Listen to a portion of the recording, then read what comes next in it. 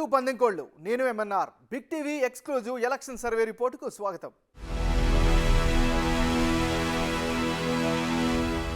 దేశ రాజకీయాలు హాట్గా సాగుతున్నాయి. హైదరాబాద్ వేదికగా 2 రోజులు హీట్ ఎక్కిన పాలిటిక్స్ మళ్ళీ ఢిల్లీకి షిఫ్ట్ అయ్యాయి. పార్లమెంటు ప్రత్యేక సమావేశాలతో మరింత రాజుకుంటున్నాయి. తెలంగాణ విభజన జరిగిన తీరును ప్రధాని మోడీ మరోసారి తప్పుపట్టారు. తెలంగాణ ఏర్పాటు ఎంతో ప్రయాసతో జరిగిందని చెప్పారు. పాత పార్లమెంటు భవనానికి వీడ్కోలు పలుకుతూ ప్రసంగించిన మోడీ తెలంగాణ ఏర్పాటు ఈ భవనంలోనే జరిగిందని చెప్పారు. అయితే ఉత్తరాఖండ్, జార్ఖండ్, ఛత్తీస్గఢ్ తరహాలో కాదని గుర్తు చేశారు. తెలంగాణ ఏర్పాటు సమయంలో రక్తపు టేర్లు పారాయని చెప్పారు.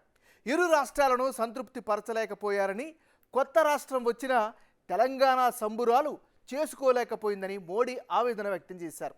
మల్లికార్జున ఖర్గే కూడా తనదైన శైలిలో సెటైర్లు వేశారు. ఇండియా పేరు మార్పు వల్ల ఏం జరుగుతుందని చురకలంటించారు. యువతకు ఉద్యోగాలు కల్పించాలని, ఏం చేయలేకపోతే కుర్చీని వదిలేయాలని ఘాటుగా ట్వీట్ చేశారు. ప్రజలను బెదిరించడం వల్ల జరిగిందేమిటని ఖర్గే నిలదీశారు. హైదరాబాద్లో సిడబ్ల్యూసి సమావేశాల సక్సెస్ జోష్తో హస్తిన చేరిన కాంగ్రెస్ పార్టీకి మోడీ పార్లమెంటు వేదికగా తెలంగాణ విభజన అంశాన్ని లేవనెత్తడం పొలిటికల్గా హాట్ టాపిక్గా అయింది. ఇక తెలంగాణ ఇచ్చింది తామేనని, ఇక్కడ కాంగ్రెస్ ప్రభుత్వం ఏర్పాటు చేయడం తన కల అని సోనియా కామెంట్ చేసిన 24 గంటల్లోనే మోడీ వ్యాఖ్యలు ప్రాధాన్యతను సంతరించుకున్నాయి. మరోవైపు 6 గ్యారంటీలను ప్రకటించిన కాంగ్రెస్ పార్టీ వాటిని ప్రజల్లోకి తీసుకెళ్లే కార్యాచరణను ముమ్మరం చేసింది. ఇక గులాబీ పార్టీ ఢిల్లీ పార్టీల కంటే గల్లీ పార్టీలే బెటర్ అంటూ బీజేపీ కాంగ్రెస్పై విరుచుకుపడుతుంది. ఇక ఆంధ్రప్రదేశ్ పాలిటిక్స్ విషయానికి వస్తే చంద్రబాబు అరెస్ట్ వ్యవహారంపై ప్రకంపనలు కంటిన్యూ అవుతున్నాయి. ఇక తెలంగాణలో ఎలక్షన్స్పై ప్రజాభిప్రాయం ఏ విధంగా ఉంది? బిగ్ టీవీ ఎలక్షన్స్ సర్వే రిపోర్ట్లో ఓటర్ల నాడి ఏ విధంగా ఉందో ఒకసారి పరిశీలిద్దాం. ఈరోజు కూకట్పల్లి, బాల్కొండ నియోజకవర్గాల్లో ప్రజెంట్ సిట్యువేషన్ ఏంటో ఓసారి చూద్దాం. కూకట్పల్లి నియోజకవర్గం మేడ్చల్, మల్కాజిగిరి పరిధిలోని అసెంబ్లీ స్థానం. ఇక్కడ ఓసీల ప్రభావం ఎక్కువ. బీఆర్ఎస్ పార్టీ నుంచి ఎమ్మెల్యేగా మాధవరం కృష్ణారావు ప్రాతినిధ్యం వహిస్తున్నారు. వచ్చే ఎన్నికల్లోనూ అతన్నే మరోసారి అభ్యర్థిగా గులాబీ బాస్ ఎంపిక చేశారు. 2009 ఎన్నికల్లో లోక్సత్తా అధినేత జయప్రకాష్ నారాయణ విజయం సాధించారు. 2018 ఎన్నికల్లో మహాకూటమిలో భాగంగా కాంగ్రెస్ పార్టీ ఇక్కడ పోటీ చేయలేదు. ఎన్టీఆర్ వారసురాలుగా నందమూరి సుహాసినిని టీడీపీ అభ్యర్థిగా బరిలోకి దిగి ఓటమి చవిచూశారు. వచ్చే ఎన్నికలకు కాంగ్రెస్ పార్టీ నుంచి గొట్టిముక్కల వెంగళరావు టికెట్ ఆశిస్తున్నారు. బీజేపీ నుంచి పన్నాల హరీష్ రెడ్డితో పాటు మరికొంతమంది టికెట్ ఎక్స్పెక్ట్ చేస్తున్నారు. మరి క్షేత్రస్థాయిలో పరిస్థితులు ఏ విధంగా ఉన్నాయి? హ్యాట్రిక్ విజయం కోసం అధికార పార్టీ నుంచి పోటీ చేయనున్న మాధవరం కృష్ణారావుకు ప్రత్యర్థిగా ఎవరైతే గట్టి పోటీ ఇవ్వగలరు? కూకట్పల్లి నియోజకవర్గంలో కాంగ్రెస్ పార్టీ పరిస్థితి ఏ విధంగా ఉంది? బీజేపీకి ఎంత ఓటు షేర్ దక్కే ఛాన్స్ ఉంది? టీడీపీ అభ్యర్థిగా మరోసారి నందమూరి సుహాసిని పోటీ చేస్తే జనం ఆదరిస్తారా? క్షేత్రస్థాయిలో పరిస్థితులపై big TV ground reality exclusive survey చేసింది. ఆ డీటెయిల్స్ రిపోర్ట్ చూసే ముందు ఓసారి 2018 ఎన్నికల ఫలితాలను ఒకసారి చూద్దాం. 2018 ఎన్నికల్లో మాధవరం కృష్ణారావు వర్సెస్ నందమూరి సుహాసిని వర్సెస్ పన్నాల హరీష్ రెడ్డి, వీళ్ళు ముగ్గురు పోటీ చేశారు. ఆ ఎన్నికల్లో బీఆర్ఎస్కు 52%, తెలుగుదేశం పార్టీకి 33%, బీఎస్పీకి 6%, ఇతరులకు 9% ఓట్లు పోలయ్యాయి. అంటే గత ఎన్నికల్లో టీడీపీ అభ్యర్థి నందమూరి సుహాసినిపై బీఆర్ఎస్ క్యాండిడేట్ మాధవరం కృష్ణారావు 41,000 ఓట్ల తేడాతో గెలిచారు. కృష్ణారావుకు 52% ఓటు షేరుతో 1,11,000కు పైగా ఓట్లొచ్చాయి. మహాకూటమి నుంచి టీడీపీ అభ్యర్థిగా పోటీ చేసిన నందమూరి సుహాసినికి 33% ఓటు షేరుతో 70,000కు పైగా ఓట్లు దక్కాయి. ఇక బీఎస్పీ నుంచి పోటీ చేసిన పన్నాల హరీష్ రెడ్డికి 6% ఓటు షేరుతో 12,000కు పైగా ఓట్లు దక్కాయి. రానున్న ఎన్నికల్లో పార్టీలు, అభ్యర్థుల బలాబలాలు ఏ విధంగా ఉన్నాయి? ఎవరెవరు పోటీలో ఉంటే ఫలితాలు ఏ విధంగా వచ్చే ఛాన్స్ ఉంది? బిగ్ టీవీ ఎక్స్క్లూజివ్ ఎలక్షన్ సర్వేలో ఓటర్ల అభిప్రాయం ఏ విధంగా ఉందో చూద్దాం. అయితే సిట్టింగ్ ఎమ్మెల్యే మాధవరం కృష్ణారావుపై జనం స్పందన ఏంటో ఒకసారి పరిశీలిద్దాం. ఈసారి ఆయనకి కలిసి వచ్చే అంశాలేంటి, మైనస్ పాయింట్స్ ఏంటో బేరీజ్ వేద్దాం. ముందుగా ప్లస్ పాయింట్స్ని కనుక గమనిస్తే కూకట్పల్లి నుంచి వరుసగా 2 సార్లు ఎమ్మెల్యేగా గెలవడం ఆయనకి కలిసి వచ్చేటటువంటి అంశంగా కనిపిస్తుంది. నెక్స్ట్, నియోజకవర్గంలో అభివృద్ధి పనులకు ప్రాధాన్యత ఇవ్వడం కూడా ఆయనకి ప్రధానమైనటువంటి ప్లస్ పాయింట్గా చెప్పుకోవచ్చు. ఇక గ్రౌండ్లో చూస్తే క్షేత్రస్థాయిలో ప్రజలతో మమేకమవుతూ ఉన్నటువంటి నాయకుడిగా ఆయనకి మంచి పేరైతే సంపాదించుకున్నారు. ముఖ్యంగా కాలనీ అసోసియేషన్లతో తరచూ సమావేశాలు ఏర్పాటు చేస్తుండడం కూడా ఆయనకి కలిసి వచ్చే ఫ్యాక్టర్. ఇక కళ్యాణలక్ష్మి, షాదీ ముబారక్, సీఎంఆర్ఎఫ్ చెక్కుల పంపిణీ విషయంలో కూడా ముందున్నారు. ఇవన్నీ కూడా ఈయనకి కలిసి వచ్చేటటువంటి ఫ్యాక్టర్స్. మరి మాధవరం కృష్ణారావుకి సంబంధించినంత వరకు మైనస్ పాయింట్స్ ఏంటో ఒకసారి గమనిద్దాం. ఎమ్మెల్యే క్యాడర్పై భూ కబ్జా, చెరువుల కబ్జా ఆరోపణలు అయితే బలంగా వినిపిస్తున్నాయి. ఇవి ఖచ్చితంగా మైనస్ అయ్యే అవకాశం ఉంది. ఇక ఎమ్మెల్యేకు తెలిసే భూ కబ్జాలు జరుగుతున్నాయి అనేటటువంటి ఆరోపణ కావచ్చు, అపవాదు కావచ్చు ఈయన పట్ల కొనసాగుతుంది. నెక్స్ట్, కొత్త రేషన్ కార్డులు మంజూరు చేయించలేకపోవడం కూడా ఈయనకి ప్రధానమైనటువంటి మైనస్గా చెప్పుకోవచ్చు. పెన్షన్ల మంజూరు కోసం 4,000 మంది దరఖాస్తుదారులు ఎదురుచూపులు చూస్తున్నటువంటి పరిస్థితి ఈ నియోజకవర్గంలో ఉంది. ఇది ఖచ్చితంగా మరో మైనస్. ఎన్నికల ముందే హడావుడి చేస్తారు అనేటటువంటి స్థానికుల అభిప్రాయం కూడా కనిపిస్తుంది. ముఖ్యంగా డ్రైనేజీ వ్యవస్థ అస్తవ్యస్తంగా ఉండడం, తాగునీటి సమస్యలు తరచూ తలెత్తుండడం, నెరవేరని 100 పడకల ఆసుపత్రి హామీ, పార్కులు లేకపోవడం, రోడ్లపై గుంతలుండడం, ట్రాఫిక్ కష్టాలు, ఇలా విద్యాపరంగా ఉండేటటువంటి అవస్థలు, ఇవన్నీ కూడా ఈయనకి పరంగా వచ్చేటటువంటి మైనస్ ఫ్యాక్టర్స్గా కనిపిస్తున్నాయి. ఇది ఈయనకి సంబంధించినటువంటి ప్లస్లు, మైనస్లు. కాంగ్రెస్ పార్టీకి సంబంధించినటువంటి నాయకుడు గొట్టిముక్కల వెంగళరావు. మరి వెంగళరావుకి ఈసారి రాజకీయంగా కలిసి వచ్చేటటువంటి అంశాలేంటి, నెగిటివ్ పాయింట్స్ ఏంటి? ముందుగా ప్లస్ పాయింట్స్ని కనుక బేరీజ్ వేస్తే పి జనార్దన్ రెడ్డికి సన్నిహితుడు అనేటటువంటి ముద్ర ఉండడం ఈయనకి ప్రధానంగా కలిసి వచ్చేటటువంటి అంశం. నెక్స్ట్, అభివృద్ధి సంక్షేమ కార్యక్రమాల్లో భాగస్వాములు అవ్వడం, ప్రజలతో కనెక్టివిటీలో ఉండడం కూడా ఈయనకి కలిసి వచ్చేటటువంటి మరో ఫ్యాక్టర్గా కనిపిస్తుంది. ముఖ్యంగా తెలంగాణ ప్రదేశ్ కాంగ్రెస్ కమిటీలో సభ్యుడిగా కొనసాగుతుండడం వల్ల కాంగ్రెస్ పార్టీకి సంబంధించినటువంటి కేడర్ పరంగా కానీ లీడర్ల పరంగా కానీ కలిసి వచ్చేటువంటి మరో ఫ్యాక్టర్.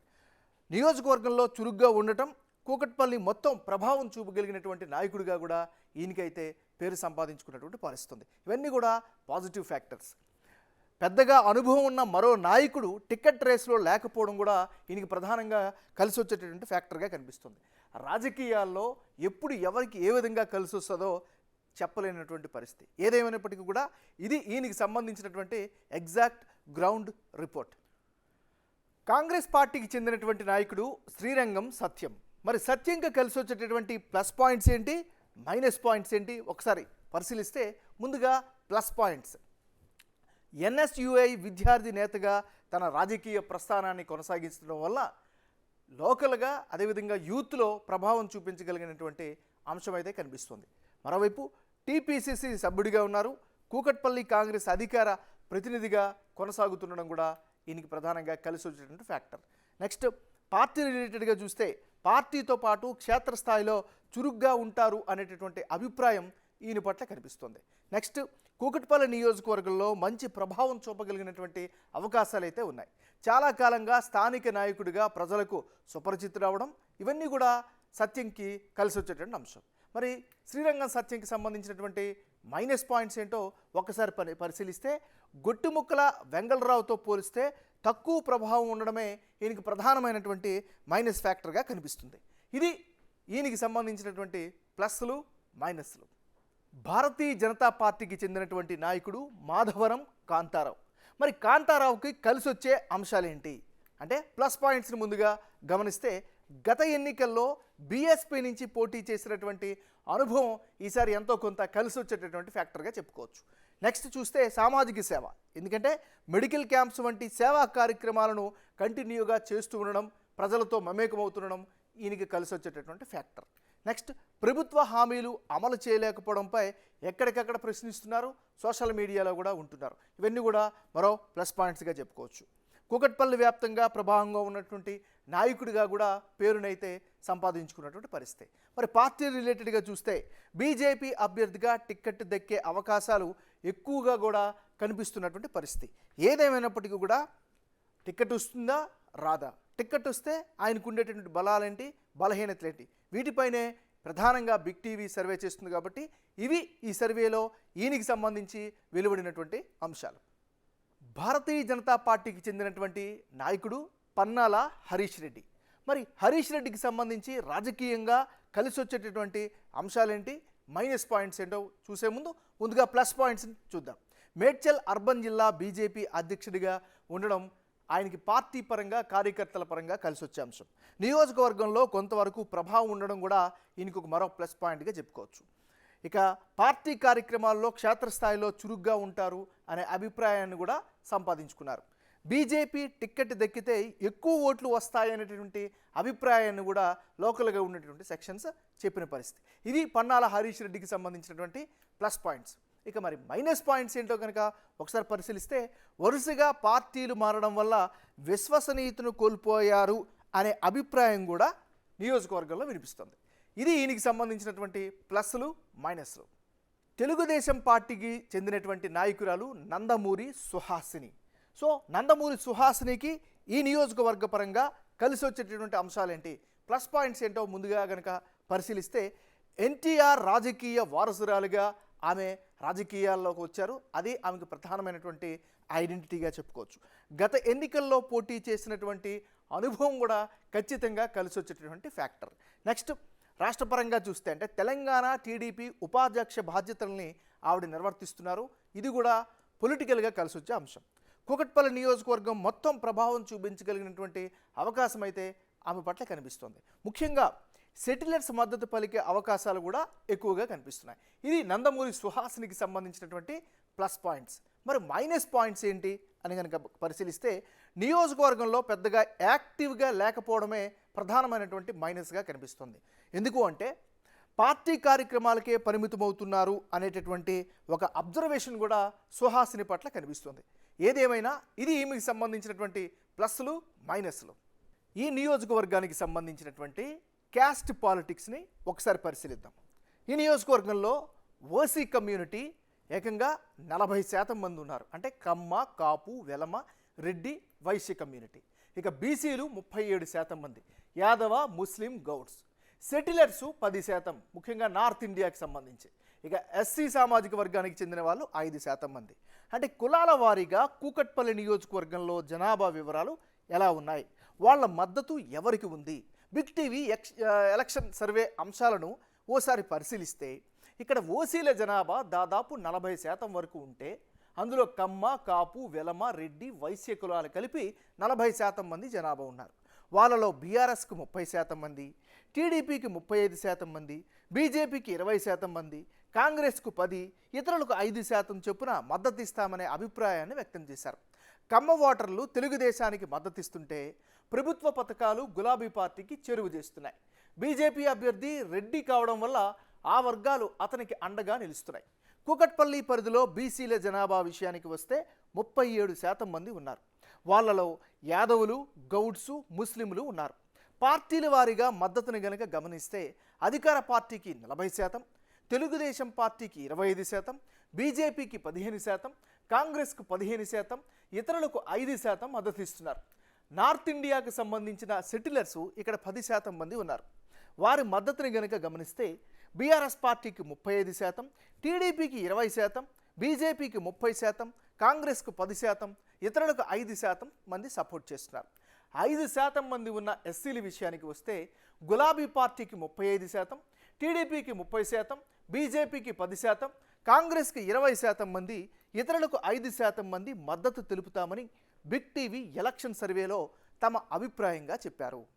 సిట్టింగ్ ఎమ్మెల్యే మాధవరం కృష్ణారావుకు ప్రత్యర్థులుగా ఎవరు బరిలో ఉంటే ఫలితాలు ఏ విధంగా ఉండనున్నాయి, ఇప్పటికిప్పుడు ఎన్నికలు జరిగితే ఫలితాలు ఏ విధంగా వచ్చే ఛాన్స్ ఉంది, బిగ్ టీవీ ఎలక్షన్ సర్వేలో ఓటర్ల నాడిని ఒకసారి పరిశీలిద్దాం. ముందుగా Madhavaram Krishnarao versus Gottimukkala Vengala Rao versus Pannala Harish Reddy versus Nandamuri Suhasini. వీళ్ళు నలుగురు గనక బరిలోకి దిగితే అప్పుడు బీఆర్ఎస్కు 43%, కాంగ్రెస్కు 16%, బీజేపీకి 13%, తెలుగుదేశం పార్టీకి 23%, ఇతరులకు 5% ఓట్లు దక్కే ఛాన్స్ ఉంది. ఎందుకంటే ఈ కాంబినేషన్లో ఎలక్షన్స్ కనుక జరిగితే విజయం బీఆర్ఎస్ అభ్యర్థి మాధవరం కృష్ణారావు వైపే ఉండనుంది. మాధవరంపై భూ కబ్జాతో పాటు అవినీతి ఆరోపణలు ఉన్నప్పటికీ ప్రభుత్వ అభివృద్ధి సంక్షేమ కార్యక్రమాలు అతని విజయానికి కలిసి వస్తున్నాయి. గత ఎన్నికలతో పోలిస్తే 9% ఓటు షేరు తగ్గిపోనుందని బిగ్ టీవీ ఎలక్షన్ సర్వేలో తేలింది. కాంగ్రెస్ పార్టీ నుంచి గొట్టిముక్కల వెంగళరావు గనక పోటీ చేస్తే 16% ఓటు బ్యాంక్ దక్కించుకునే అవకాశాలు కనిపిస్తున్నాయి. ఇక భారతీయ జనతా పార్టీ ప్రభావం పెద్దగా లేకపోయినా పన్నాల హరీష్ రెడ్డి వ్యక్తిగత ఇమేజ్ వల్ల 13% ఓట్లు రాబట్టగలుగుతున్నారు. ఇక తెలుగుదేశం పార్టీ నుంచి నందమూరి సుహాసిని మరోసారి పోటీ చేస్తే ఆమెకు 23% ఓట్లు రానున్నాయి. సెటిలర్స్తో పాటు ఎన్టీఆర్ రాజకీయ వారసత్వం ఆమెకి కలిసి రానుంది. Madhavaram Krishnarao versus Gottimukkala Vengala Rao versus Madhavaram Kantha Rao versus Nandamuri Suhasini. వీళ్ళ నలుగురు గనక బరిలోకి దిగితే అప్పుడు బీఆర్ఎస్ పార్టీకి 40%, కాంగ్రెస్ పార్టీకి 15%, బీజేపీకి 17%, తెలుగుదేశం పార్టీకి 23%, ఇతరులకు 5% ఓట్లు దక్కే ఛాన్సెస్ ఉన్నాయి. అంటే మరో కాంబినేషన్లో బీజేపీ నుంచి మాధవరం కాంతారావు గనక పోటీ చేస్తే పరిస్థితులు ఏ విధంగా ఉంటాయో పరిశీలిద్దాం. ఈ కాంబినేషన్లో మాధవరం కృష్ణారావు ఓటు షేరు మరో 3% తగ్గిపోతుంది. బీజేపీ అభ్యర్థిగా పన్నాల హరీష్ రెడ్డి కంటే మాధవరం కాంతారావుకు 4% ఓట్లు అదనంగా వచ్చే అవకాశాలు కనిపిస్తున్నాయి. ప్రభుత్వ వ్యతిరేకత, ముఖ్యంగా యువకుల మద్దతు కాంతారావుకు కొంత ఎక్కువగా కనిపిస్తోంది. అయితే ఈ సినేరియాలోనూ విజయం మాత్రం మాధవరం వైపే ఉండనుందని big TV exclusive election survey రిపోర్టులో స్పష్టంగా కనిపిస్తోంది. మాధవరం కృష్ణారావు వర్సెస్ గొట్టిముక్కల వెంగళరావు వర్సెస్ మాధవరం కాంతారావు వీళ్ళు ముగ్గురు గనక బరిలోకి దిగితే అప్పుడు బీఆర్ఎస్ పార్టీకి 43%, కాంగ్రెస్ పార్టీకి 15%, బీజేపీకి 17%, తెలుగుదేశం పార్టీకి 19%, ఇతరులకు 6% ఓట్లు దక్కే అవకాశం ఉంది. ఒక రకంగా చెప్తే ఇది చివరి కాంబినేషన్గా చెప్పుకోవచ్చు. అభ్యర్థులు అందరూ అలాగే ఉండి తెలుగుదేశం నుంచి ఎవరు పోటీ చేస్తారు అనే స్పష్టత కనుక లేకపోతే, అంటే తెలుగుదేశం నుంచి సుహాసిని కాకుండా మరెవరో పోటీలో ఉన్నా తెలుగుదేశం పార్టీకి 19% ఓట్లు రానున్నాయి.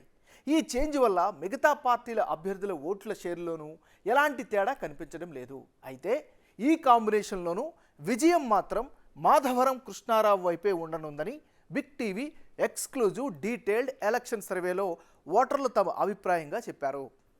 కూకట్పల్లి నియోజకవర్గంలో బీఆర్ఎస్ వైపే విజయం కనిపిస్తుంటే, ఇక మంత్రి వేముల ప్రశాంత్ రెడ్డి ప్రాతినిధ్యం వహిస్తున్న బాల్కొండలో జనం నాడి ఏ విధంగా ఉందో ఓసారి చూద్దాం.